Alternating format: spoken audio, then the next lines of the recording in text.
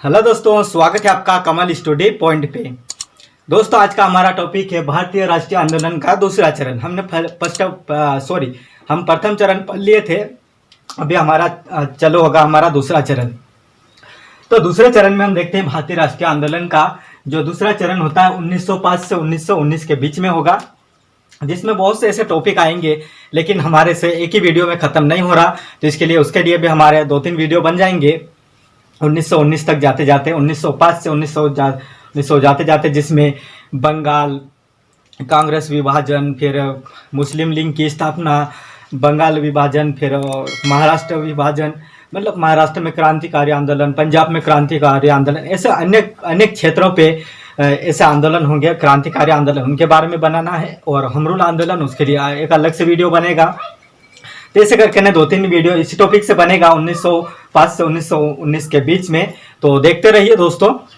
और अगर आपको मेरा वीडियो कैसा लगता है दोस्तों, देखो शुरू से अंत तक मेरे वीडियो को देखिए, और उसके बाद में अगर मेरा वीडियो अगर पसंद आता है तो फिर मेरे वीडियो को लाइक कर दीजिए, और अगर सब्सक्राइब नहीं करा है तो सब्सक्राइब कर दीजिए, और साथ में बेल आइकन को भी दबा दीजिए।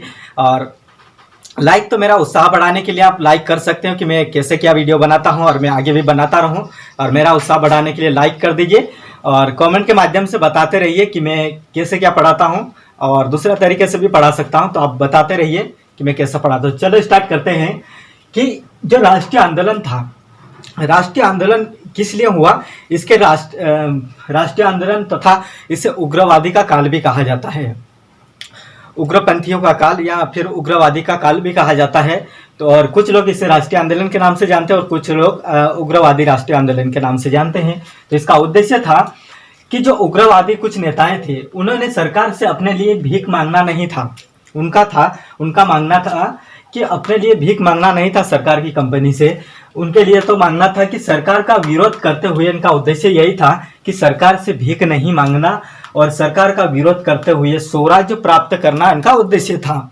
तो ये लोग चाहते थे कि हम सरकार का विरोध करके स्वराज्य प्राप्त कर लेंगे, अभी दूसरा रास्ता कुछ नहीं है, तो इसी रास्ते को अपनाएंगे कि हम सरकार का विरोध करेंगे, और सरकार का विरोध करते उनका सामना करके हम अपना स्वराज्य प्राप्त कर लेंगे। तो इन्होंने स्वराज्य प्राप्त करने के लिए इन्होंने एक उद्देश्य बना लिया, और इनमें कुछ प्रमुख नेता थे, है ना। उग्रवादी नेताओं में कुछ प्रमुख नेता थे, जिनका नाम मैं बता रहा हूं आपको।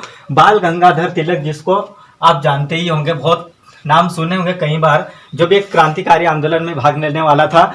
और दूसरा था अरविंद घोष एवं बिपिन चंद्र पाल तथा लाला लाजपत राय। ये कुछ गरम दल के और कुछ नरम दल के नेताएं थे।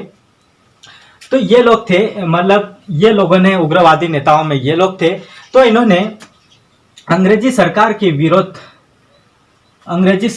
विरुद्ध विरोध चलाया, आंदोलन चलाया जा रहा था। मतलब कि अंग्रेजी सरकार के विरोध में चलाया जा रहा आंदोलन, ये मतलब इसको उग्रवादी आंदोलन के नाम से जाना जाता है। तो आप देख रहे हैं कि अरविंद घोष, बिपिन चाल, लाला लाजपत राय आदि लोग भी ये थे, इन्होंने अंग्रेजी सरकार के विरोध में चलाया जा रहा आंदोलन था। तो ये आंदोलन अंग्रेजी सरकार के विरोध में चलाया जा रहा था, इसीलिए इसे उग्रवादी आंदोलन के नाम से भी जाना जाता है। उसके बाद आप देखिए इनका कारण क्या था। इनका कारण ये था कि 1892 में जो अधिनियम पारित हुआ था, 1892 में अधिनियम जो पारित हुआ था, तो उनमें कुछ भारतीय नेता भी शामिल थे।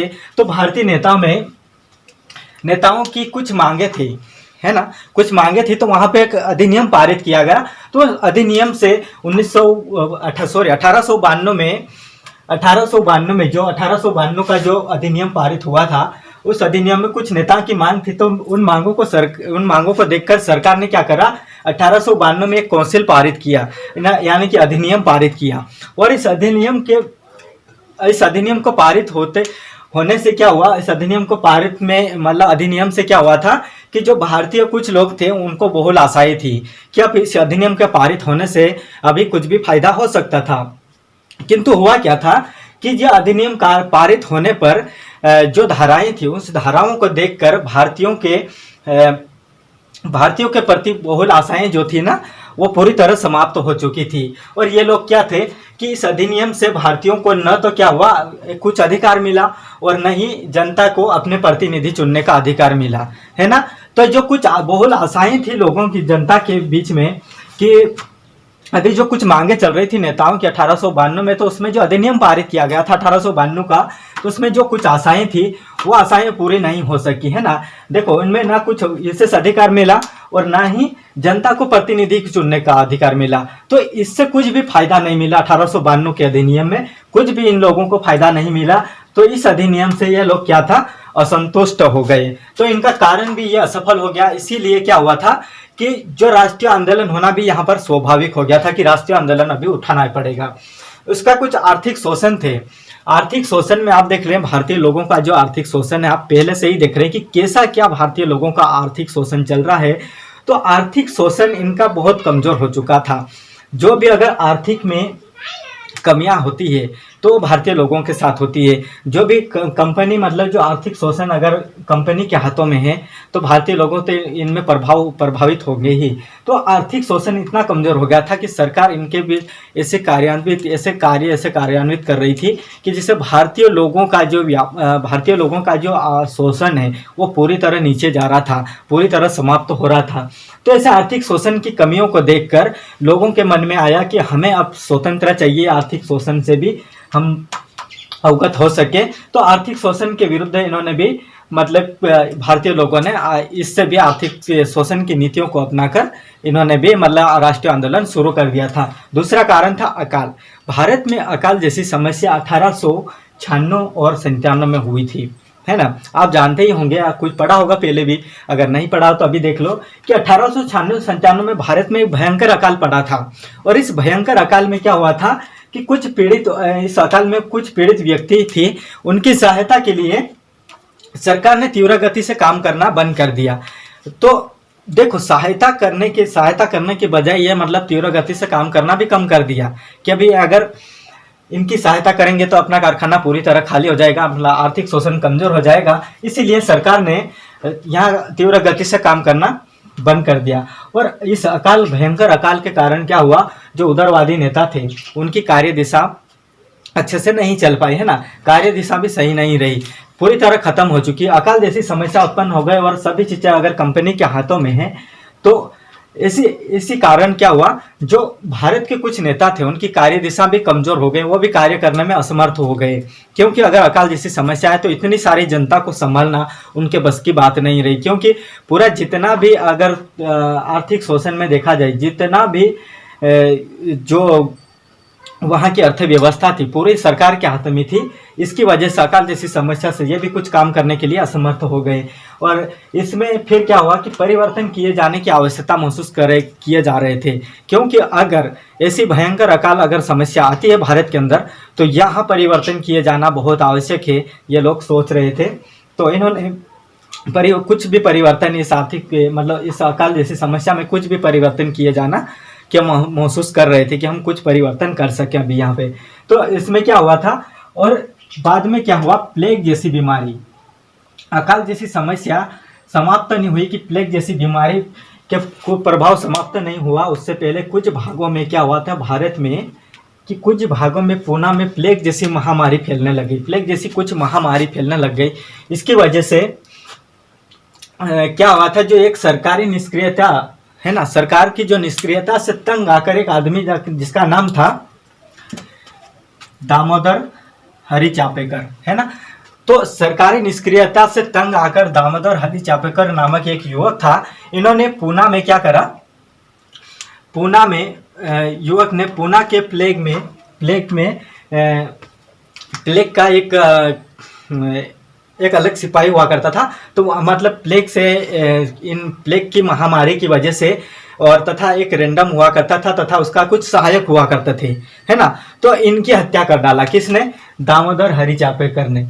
इन्होंने, इस युवक ने क्या करा, पूना में प्लेग रेंडम के मतलब के आयुक्त, प्लेग है ना, प्लेग आयुक्त मतलब जो एक आदमी था उसका और उसके एक सहायक की हत्या कर डाले। तो इसकी वजह क्या बन गया कि जो हरि चापेकर जो था, हरि चापेकर को मृत्यु दंड दिया गया। और जो तिलक था ना उसको 18 वर्ष का कठोर दंड दिया गया। और कठोर दंड इसको 18 वर्षों के लिए इसलिए नहीं दिया गया कि इन्होंने कुछ भी काम किया, लेकिन 18 वर्ष का जो कठोर दंड दिया गया तिलक को, वो इसलिए दिया गया कि उन्होंने केसरी पत्र के माध्यम से जनता को सरकार के विरुद्ध भड़काना था, है ना। कि इनको 18 वर्ष का दंड दे दे और केसरी पत्र जारी करके ने, है ना, केसरी पत्र के माध्यम से जनता को सरकार के विरुद्ध भड़का देना। तो ये इनका ऐसा प्लान था कि केसरी पत्र के माध्यम से सरकार के विरुद्ध भड़काना, है ना, सरकार को जनता को सरकार के विरुद्ध भड़का देना। तो सरकार के विरुद्ध जैसे ही भड़केगी तो यहाँ पर हमारा राष्ट्रीय आंदोलन शुरू हो जाएगा और राष्ट्रीय आंदोलन समाप्त होते ही हमें स्वतंत्रता मिल जाएगी। तो इसके माध्यम से इन्होंने 18 वर्ष का तिलक को कठोर दंड दिया और दामोदर हरि चापर को मृत्यु दंड दिया गया। उन्होंने 2 लोगों की हत्या कर दी थी। इसके बाद में हिंदू धर्म का पुनरुत्थान होना भी बहुत जरूरी था कि हिंदू धर्म को स्वतंत्रता चाहिए था। तो सरकारी नीतियों द्वारा, है ना, जो सरकारी नीतियों द्वारा भारतीयों में जो उत्पन्न हिंसा की भावना थी, है ना, कि सरकार की नीतियों द्वारा जो भारत में हिंसा की भावना उत्पन्न हो रही थी, है ना, तो उन भावनाओं को दबाने के लिए कुछ नेताओं ने हिंदू धर्म की महानता को याद दिलाई, है ना। तो इनकी हिंसा की भावना को दबाने के लिए, हिंसा की भावना से अवगत कराने के लिए हिंदू धर्म को जनता को कुछ नेताओं ने हिंदू धर्म की महानता याद दिलाई कि हिंदू धर्म हमारे लिए इतना महत्व है। इसीलिए इन्होंने हिंदू धर्म की महानता की याद दिलाई और जिससे क्या हुआ कि भारतीयों को स्पष्ट हो गया कि हिंदू धर्म के पुनरुत्थान के लिए हमें स्वतंत्रता चाहिए और स्वतंत्रता प्राप्त करना आवश्यक है। तो हिंदू धर्म के पुनरुत्थान के लिए स्वतंत्रता आवश्यक है। इसीलिए इन्होंने क्या करा कि हिंदू धर्म को पुनरुत्थान करना भी शुरू कर दिया। और उसके बाद में क्या हुआ, विदेशों की कुछ घटनाएं हो गई थी। विदेशों की कुछ घटनाएं आप देख रहे हो, 1995 से 96 में इटली तथा अब्सीनिया में युद्ध हुआ था, है ना। 1895 और 96 में इटली तथा अब्सीनिया में युद्ध हुआ था। और अमेरिका व स्पेन में 1898 में हुआ था युद्ध। और बोवर का युद्ध हुआ था 1899 से 1901 में हुआ था। बक्सर का विद्रोह जो हुआ था 1899 से 1901 के बीच में हुआ था। और 1905 में रूसी क्रांति हुई थी। और आप देख रहे हो 1903 से और 5 के बीच में हुआ था जापान तथा रूस, ये युद्ध हो रहे थे, है ना। तो विदेशों की कुछ ऐसी घटनाएं थी, उन घटनाओं को देखकर उन्होंने प्रत्येक स्वतंत्रता प्रेमी के मन में ऐसे उत्साह उमंग होने लग गए कि हम स्वतंत्रता चाहिए, हमें जिधर से भी देखें उधर से स्वतंत्रता चाहिए। इनके जहां भी नजर पड़ते अब इनको याद आने लग गया कि हमें अब स्वतंत्रता चाहिए। ऐसे युद्ध होने लगे थे। इन युद्धों को देखते हुए लगा कि अब भारत में ऐसे अपने स्वतंत्रता के लिए युद्ध हो रहे हैं, तो हमें भी यहाँ पर कुछ युद्ध करके या कुछ आक्रमण करके अंग्रेजी सरकार को हटाना है और हमें स्वतंत्रता यहाँ पर चाहिए। तो प्रत्येक स्वतंत्रता प्रेमी के मन में उत्साह उमंग उत्पन्न होने लग गई। इसकी वजह से, है ना, विदेशों की कुछ घटनाएं ऐसी होने लग गई। उसके बाद में कुछ योग्य नेताओं का आविर्भाव होने लगा। कुछ प्रमुख उदारवादी नेताओं में जो थे, है ना, बाल गंगाधर तिलक, अरविंद घोष, विपिन चंद्र पाल और लाला लाजपत राय थे, है ना। तो इनमें जो कुछ योग्य नेताओं में थे, इनके मन में आविर्भाव जगने लगा। तिलक का राष्ट्र प्रेम अनन्य था और इस प्रकार 1985 से 1905 में कार्यरत नेताओं की नीतियां असंतुष्ट राष्ट्रवाद का जन्म देने लग गई। और उसके बाद में इनके बीच में क्या हुआ था, 1885 से 1905 के बीच में जो भी इनके बीच में नीतियां चल रही थी, उन नीतियों को देखते हुए इन्होंने और आगे आंदोलन शुरू कर दिया। और अंग्रेजों की कुछ निरंकुश नीतियों को देख लेते हैं हम। तो अंग्रेजों की कुछ निरंकुश नीतियां जो चल रही थी उग्रवादी आंदोलन के लिए उत्तरदायी जो था, है ना, उग्रवादी आंदोलन के उत्तरदायी सर्वप्रमुख कौन था, भारत के वायसराय, है ना। तो उग्रवादी आंदोलन के लिए जो उत्तरदायी सर्वप्रमुख जो बना था वह था वायसराय। तो विशेषकर रूप में देखा जाए तो लॉर्ड कर्जन की नीतियां थी इनमें, है ना। लॉर्ड कर्जन की नीतियां जो थी, तो उनमें क्या हुआ, लॉर्ड लैंसडाउन जो 1884 से 1894 तथा लॉर्ड एल्गिन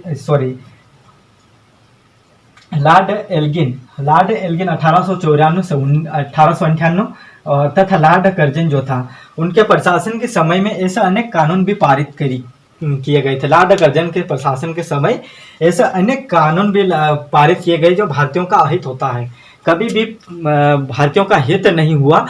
कभी भी अगर कंपनी, सरकार की कंपनी का कोई भी व्यक्ति अगर यहाँ पर वायसराय बनता है, कोई जनरल बनता है, इनका ही पद है ये, तो अगर यहाँ पर कोई भी वायसराय अगर आता है, भारत में कोई भी ऑफिसर आता है अंग्रेजी कंपनी का, तो भारतीयों का तो अहित ही होगा, हित कभी नहीं होने वाला है। तो ऐसे में क्या हुआ था कि भारतीयों का अहित होता था। ऐसे ऐसे कानून लाया था लॉर्ड कर्जन ने कि जो भारतीयों का अहित ही होता था। इसके बाद जी.एन. सिंह ने लिखा था, जी.एन. सिंह, इन्होंने लिखा है कि लॉर्ड कर्जन के नेतृत्व में भारतीय सरकार ने कांग्रेस की अवहेलना की, है ना। तो जी.एन. सिंह ने लिखा है कि लॉर्ड कर्जन के नेतृत्व में जो भारतीय सरकार है वो उन्होंने कांग्रेस की अवहेलना की, है ना। तो लॉर्ड कर्जन के नेतृत्व में भारतीय सरकार ने क्या करा, कांग्रेस की अवहेलना की। तो इन्होंने भारतीय कांग्रेस की अवहेलना की, ऐसा इन्होंने लिखा था। और दूसरा लिखा था, प्रमुख वर्ग एवं प्रमुख राष्ट्रीय संगठनों का अनादर करके, है ना, प्रमुख वर्ग तथा प्रबुद्ध वर्ग एवं प्रमुख राष्ट्रीय संगठनों का अनादर करके, है ना, युवा राष्ट्रवादियों को उग्रवादियों के रूप में परिणित किया। किन्होंने, लॉर्ड कर्जन ने। तो इनके कारणों को देखकर जी.एन. सिंह ने लिखा है कि लॉर्ड कर्जन के नेतृत्व में भारतीय सरकार ने कांग्रेस की अवहेलना की, प्रबुद्ध एवं प्रमुख संगठनों का अनादर करके, है ना, युवा राष्ट्रवादियों को उग्रवादियों के रूप में परिणित कर दिया। कौन? Lord Curzon. तो ऐसा ये लिखता है। दोस्तों आज के टॉपिक में इतना ही। आगे वाले टॉपिक हम देखेंगे बंगाल का विभाजन, है ना।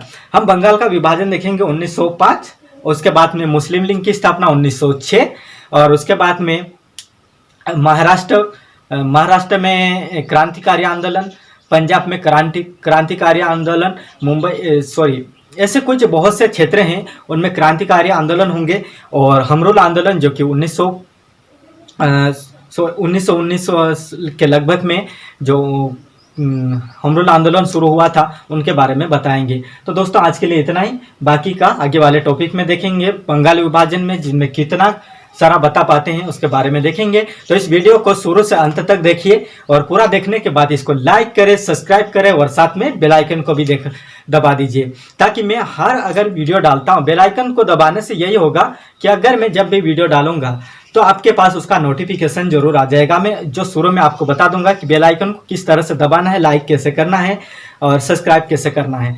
तो देख लीजिए आगे वाले टॉपिक में हम देखते हैं बंगाल का विभाजन। अच्छे से देखते रहिए, पूरा वीडियो देखिए। पूरा वीडियो देखने के बाद लाइक करें और साथ में कमेंट भी कर दीजिए, क्योंकि मैं कैसा क्या पढ़ाता हूँ और भी तरीके से पढ़ाना चाहता हूँ, दूसरे तरीके से, लेकिन फिलहाल में यही। तो आज तक इतना ही बस दोस्तों, बस आगे का कल। जय हिंद, जय भारत।